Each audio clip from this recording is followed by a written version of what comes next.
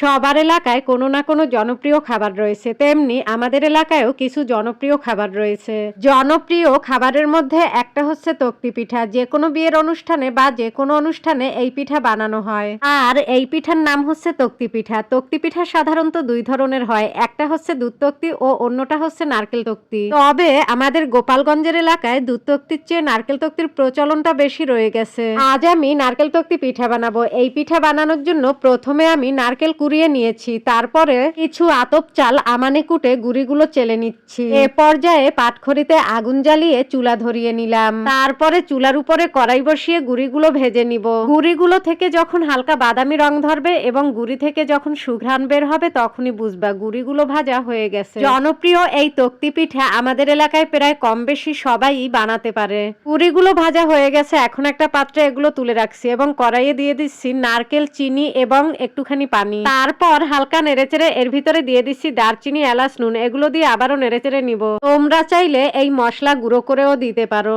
আর এই পিঠা বানানোর সবচেয়ে কঠিনতম স্তর হচ্ছে চিনি এবং নারকেলে আঁশ ওঠা। এই আঁশ ওঠা কিভাবে বুঝবে? যদি তোমরা এই আঁশ ওঠা বুঝতে পারো তাহলে খুব সহজেই খুব সুন্দর পিঠা হয়ে যাবে। চিনি এবং নারকেলে যখন আঁশ উঠে আসবে তখন এর ভিতরে দিয়ে দিব গুঁড়ি। গুঁড়িগুলো দিয়ে ভালোভাবে নেড়েচেড়ে নিব। গুঁড়িগুলো দেওয়ার 1-2 মিনিট পরেই আমি কড়াই নামিয়ে ভালোভাবে নেড়েচেড়ে নিব। চিনি ও নারকেলের শিরায় গুঁড়িগুলো যত ভালোভাবে মিশাবা তত পিঠাগুলো খেতে খুবই মজা লাগবে। মজা তো লাগবেই, আর বানানোর সময় একটুও পিঠাগুলো ভাঙবে না। পিঠাগুলো বানানো খুবই সুন্দর হবে। এই পিঠা বানানো যেমন সহজ, তেমনি না পারলে অনেক কঠিন। নারকেল এবং চিনিতে যখন আঁশ না উঠবে তখন কিন্তু পিঠাগুলো বানানোর পর একটুও শক্ত হবে না, খেতে ভালো লাগবে না।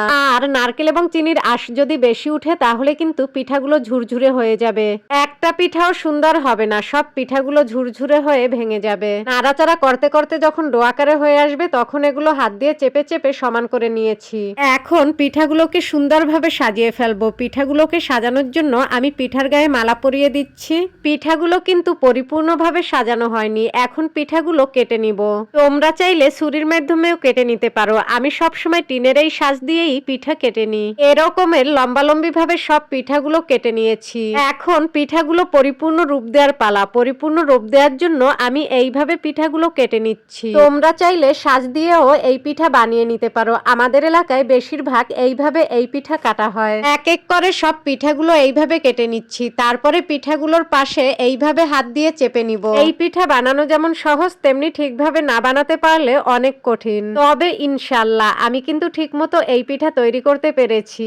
আর আমাদের এলাকায় বিয়ের অনুষ্ঠানে এই পিঠা না হলে একদমই চলে না। ছোটবেলা থেকে দেখে আসছি বিয়ের অনুষ্ঠানে সবার আগে এই তক্তি পিঠা ও পান পিঠা বানানো হয়। তবে পান পিঠা ও দুধ তক্তি পিঠার রেসিপি নিয়ে তোমাদের মাঝে কিন্তু একদিন হাজির হব। বাড়িতে অনেক নতুন নতুন মেহমান আসছিল, আমিও তাদের জন্য এই পিঠাগুলো বানিয়েছিলাম। সব পিঠাগুলো বানানো হয়ে গেছে। এখন আমি পিঠার পাশে এইভাবে আঙ্গুল দিয়ে চেপে দিচ্ছি। এইভাবে চেপে দিলে পিঠাগুলো শক্ত হয়ে যাবে, একটুও ভাঙবে না। সব পিঠাগুলো বানানো হয়ে গেছে। পিঠাগুলো দেখতে যতটা লোভনীয়, খেতেও কিন্তু সেই মজা। বাড়িতে যখন নতুন মেহমান আসবে বা যে কোনো বিয়ের অনুষ্ঠানে তোমরাও বানিয়ে ফেলতে পারো এইভাবে নারকেল তক্তি পিঠা। এই পিঠার রেসিপি যদি তোমাদের ভালো লেগে থাকে তাহলে লাইক, কমেন্ট, শেয়ার করতে ভুলবে না।